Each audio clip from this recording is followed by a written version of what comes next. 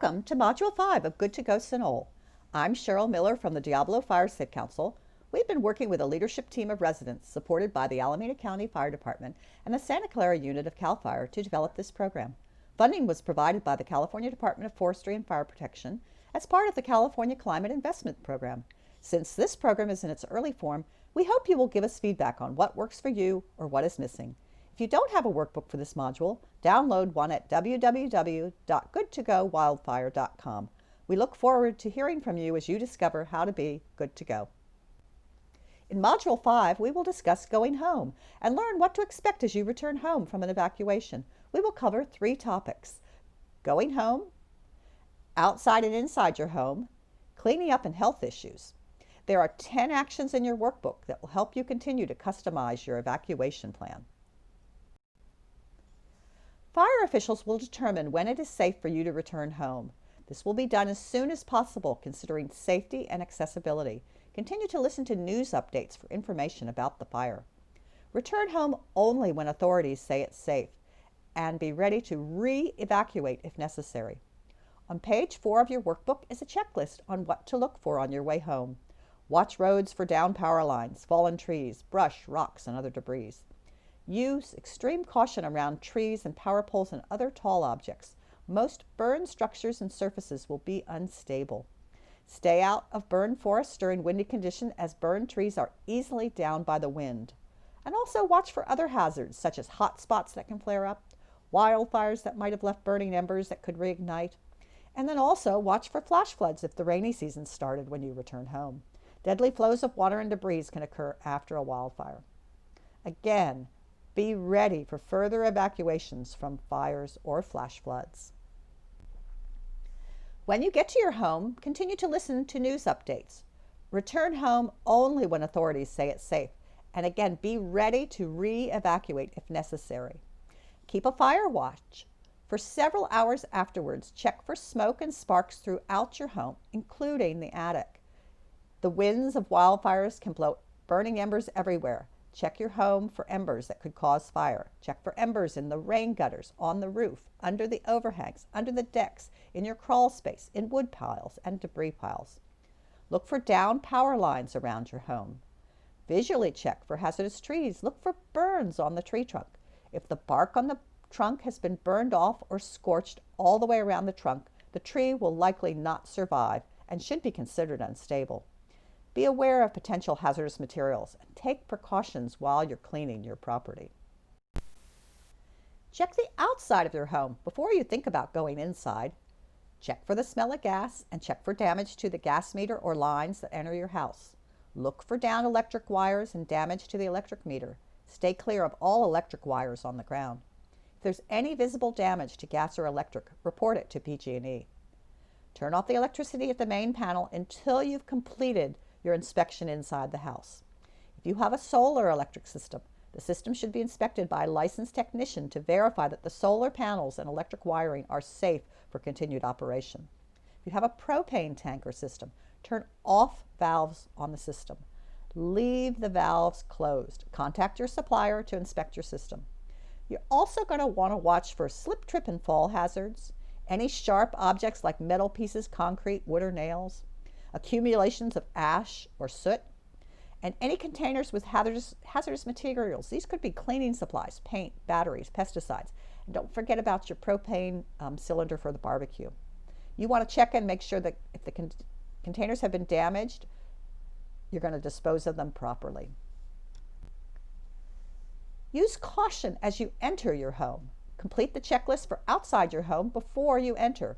Use a battery-powered flashlight to inspect your damaged home. Turn it on outside to prevent any battery spark from igniting any leaking gas. This includes the flashlight on your phone. Check for embers in the attic and other vented spaces. Turn off all appliances before turning on the main circuit breaker. Do not use appliances that have been in contact with fire water or fire retardant until they've been checked and cleared for use by a qualified electrician. Do not drink or use water from the faucet until the emergency officials say it's okay. Do not use water that you think might have been contaminated to either wash or drink or give to your pets or other animals. Flush all water lines by running the tap for 5 minutes. or longer if your service connection is long. And you can tell that by how far away does your house sit from the main road. Discard any food that's been exposed to heat, smoke, or soot. Medicines, cleaners, cosmetics, and toiletries can be damaged by heat, smoke, and lingering chemical residues. Before you dispose of items, make sure you inventory them as part of your fire insurance claim. Take lots of photographs. Dispose of hazardous materials, cleaning products, paint, batteries, and damaged fuel containers. They need to be disposed of properly to avoid risk. If your home was spared but was exposed to extreme heat and smoke, you may still need specialized guidance for inspecting the damage, cleaning up, and any insurance claim issues. Follow public health guidance on cleaning up. Wear protective clothing such as leather gloves or rubber gloves if you have to clean up liquids. Wear heavy-soled shoes and a face mask. Determine if your home's air quality is safe to move back into. Heavy smoke, nearby flames, and extreme heat can create health hazards that you may not be able to see or smell.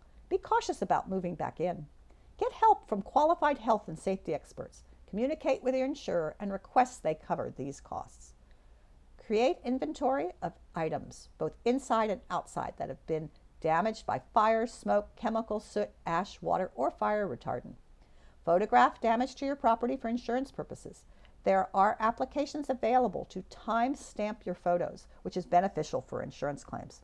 Don't throw away anything that has been damaged until the inventory is made by the fire insurance adjuster. Contact your insurance company early and work with the adjusters. The nonprofit group United Policyholders has more detailed tips in their Roadmap to Recovery resources. The web address is on your screen. University of California, Davis has guidelines for food safety during short-term power outages. A power outage of 2 hours or less is not considered hazardous to food stored under safe conditions when outage began. As a general guideline, consider an unopened full freezer should last 2 hours. An unopened refrigerator should be okay for 4 hours.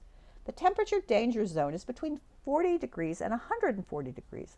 Use a thermometer to check the inside of your refrigerator and freezer. But when in doubt, just throw the contents out. Partially cooked meat and poultry is always a safety risk. If you have cooked foods when the power shut off or when you had to evacuate, serve it as soon as possible if it's within the 2-hour zone, but do not keep leftovers that are more than 2 hours. Uncut fresh fruits and vegetables generally are not a concern, but consider any cut food as perishable. And for more detail, your workbook has a link to the UC Davis Consumer Fact Sheets, Guidelines for Food Safety During Short-Term Power Outages. After a wildfire can be very confusing for your pet. Page 10 of your workbook gives you tips about helping your pet return home. Do not let your pet out until everything is cleared. Check your house and surrounding area for hazards. Wear heavy-soled shoes to avoid injury while you're doing that cleanup. Supervise your pets when outdoors. Familiar scents and landmarks may have disappeared, leaving your pet disoriented or confused. Do not use water from the tap until you are sure it is safe to drink. Boil or purify with bleach if you're unsure, or use bottled water. Check inside the house. Open closets and cupboards carefully as contents may have shifted. Keep pets away from wildlife, who is also stressed, and will be unpredictable after this disaster. Give your pets lots of reassurance and comforts as they'll be frightened, but don't overdo the attention. Allow your pet plenty of time and space to recover from the disaster.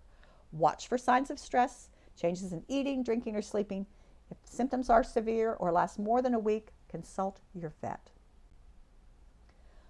Wildfire smoke affects health in many ways. If you see or smell smoke in the immediate area, limit or avoid outdoor activity, including exercise.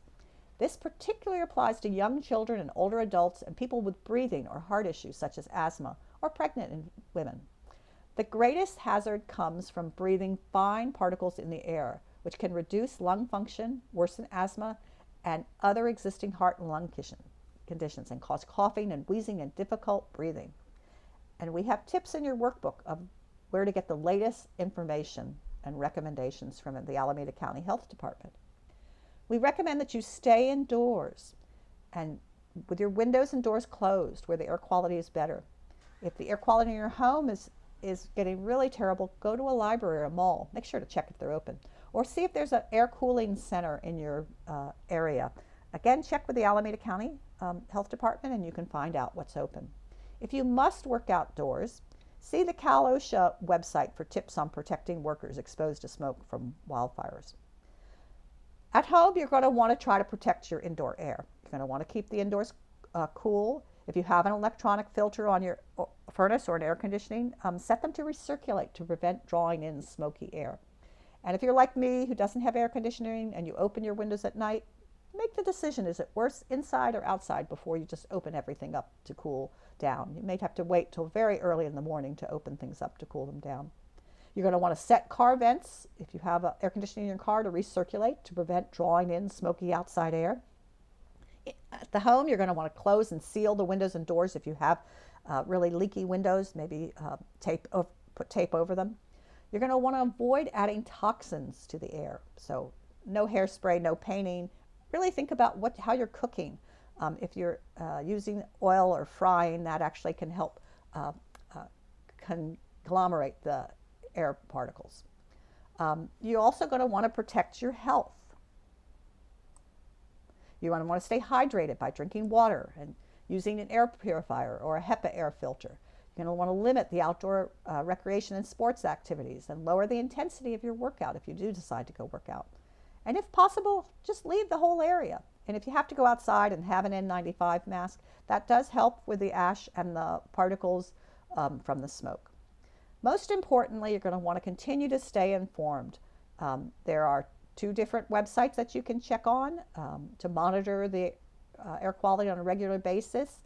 And you're going to want to understand, what does that 150 reading of PM 2.5 mean?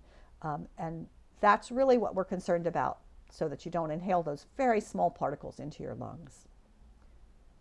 And if you're concerned about your animals, the American Veterinary Medical Association has very great tips to watch for your pet and how to protect your livestock from smoke.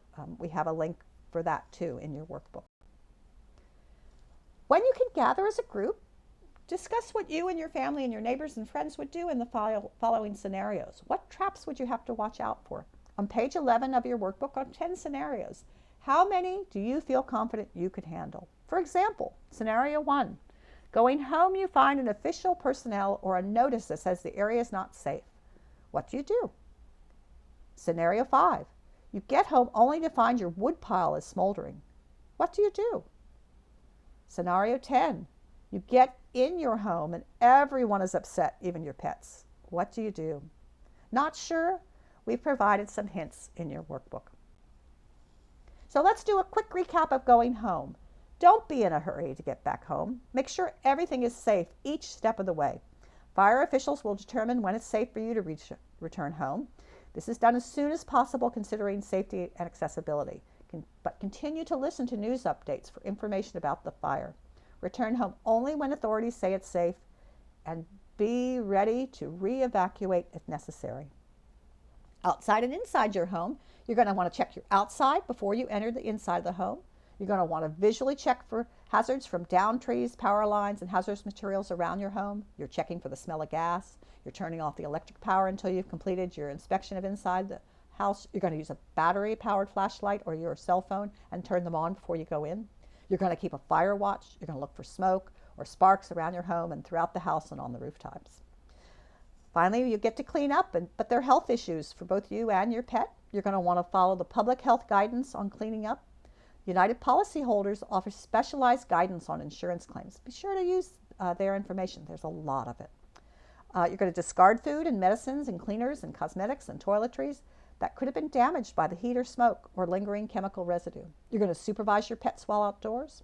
You're going to recognize that familiar scents and landmarks could have disappeared, and your pets could be very disoriented and confused. And lastly, you're going to remember all the things you need to do while it continues to be smoky from wildfires. And don't forget to be ready to re-evacuate. There are several ways to become involved in Good to Go Sonoma. You can take our short survey. We're asking about how you like to get your information.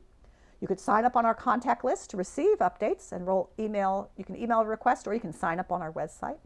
We do periodic campaigns to tell you about what's going on and give you some helpful tips.